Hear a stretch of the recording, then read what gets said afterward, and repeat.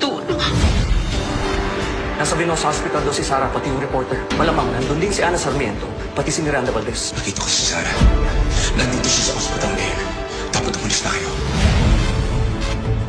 Minsan, hindi porket naaayon sa batas, eh na makakabuti. Kaya dapat marunong tayo manimbang pa tayo sa tama at mas mabuti.